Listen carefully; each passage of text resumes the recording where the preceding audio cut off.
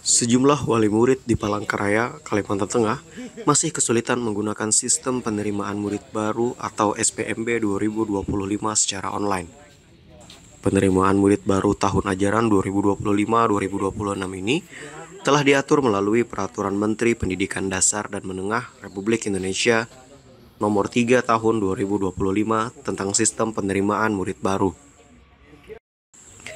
SPMB 2025 ini lebih banyak menggunakan sistem daring atau online untuk memudahkan pendaftaran. Meski begitu, masih ada wali murid yang masih mengalami kendala.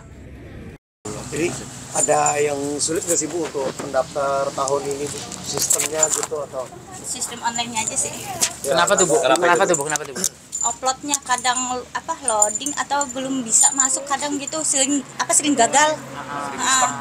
Ya sama itu jalurnya banyak banget. Kenapa tuh? Bingung ya Bu? Iya bingung kan, ada jalur domisili, ada jalur afirmasi, itu yang bingungnya. Ini anak ibu mau masuk jalur domisili apa? Afirmasi atau gimana? Reguler. Apa tuh reguler? Berarti seleksi tes Bu ya? Tes masuk ya? Di tahun ini SPMB itu adalah sistem penerimaan murid baru. Untuk tahun 2025-2026 SMA Negeri 1 Palangkaraya melaksanakan SPMB sesuai dengan juknis atau aturan yang dibuat oleh Dinas Pendidikan Provinsi Kalimantan Tengah berdasarkan Kementerian Dasar dan Menengah. Itu yang pertama. Untuk SMA Negeri 1 Palangkaraya sudah memulai penerimaan SPMB ini dimulai dari tanggal 23 sampai 26 Juni 2025. Pelaksanaannya di sekolah dan bagi peserta didik atau murid dari SMP MTS yang mau masuk ke SMA 1 cukup mengklik link yang sudah disediakan oleh Dinas Pendidikan Provinsi Kalimantan Tengah. Jadi mereka mendaftar melalui 4 jalur ya. Pertama jalur domisili, yang kedua jalur afirmasi, kemudian yang ketiga jalur prestasi, dan yang keempat adalah jalur mutasi atau perpindahan orang tua. Kemudian kotak yang diberikan oleh Dinas Pendidikan Provinsi ke SMA Negeri 1 Palangkaraya adalah 12 rombel, dan itu sesuai dengan kotak yang diberikan oleh Dinas Pendidikan Provinsi Kalimantan Tengah. Yang prioritas tuh pendaftaran di yang jalur mana Pak? Berapa persen Pak untuk jalur? Masing-masing jalur itu pertama jalur domisili. Jalur domisili itu ada 30%. Kemudian jalur afirmasi minimal 30%. Kemudian jalur prestasi minimal 30%. Kemudian yang sisanya itu adalah jalur mutasi atau perpindahan orang tua.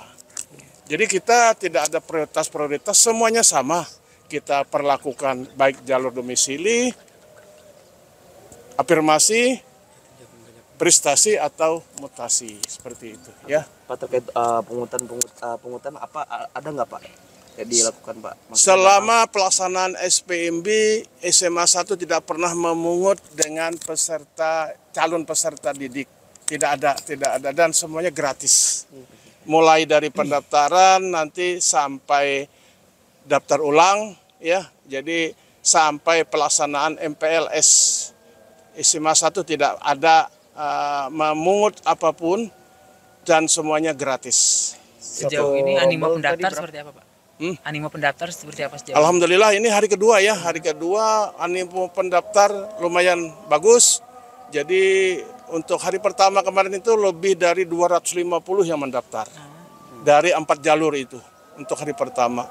Tapi dari 250 itu kan baru beberapa yang diverifikasi. Jadi setiap pendaftar itu akan diverifikasi sesuai dengan persyaratan yang terpenuhi. Jadi bagi yang terpenuhi akan masuk ke diterima di SMA Negeri 1 Palangkaraya ini. Untuk kuotanya Pak, berapa sih sebenarnya Pak di SMA 1 ini Pak untuk penerimaan jumlah siswa yang diterima? Jumlah siswa yang akan diterima itu 12 rombel. Berapa itu? Dari per kelas itu 40 orang ya. Maka jumlahnya 480 keseluruhan. Jurusannya apa aja Pak? Jurusan belum bisa kita pastikan, tapi kalau menurut informasi untuk kurikulum yang akan datang ini kan ada menggunakan jurusan MIPA atau IPA, menggunakan jurusan EPS dan jurusan bahasa. Akan diberlakukan nggak kira-kira Pak? Insya Allah ya kayaknya akan diberlakukan tahun ajaran 2025-2026 ini. Tidak lagi kalau sebelumnya kan nggak dicantumkan jurusan itu. Tapi kalau ini langsung nanti mereka akan ada jurusan MIPA atau IPA, jurusan IPS dan jurusan bahasa. Berarti balik lagi ya Pak ya? Ya kayaknya kembali lagi kayak beberapa tahun yang lalu seperti Wali itu. murid sempat nanya-nanya nggak sih Pak? Sempat kebingungan gitu nggak sih? Kayaknya sampai hari ini nggak ada wali murid itu nanya, ya mereka menerima proses yang sudah ada aja ya, seperti itu. Kebanyakan paham ya Pak nggak yang Iya sudah mengerti karena kita sudah jauh-jauh hari sudah sosialisasi.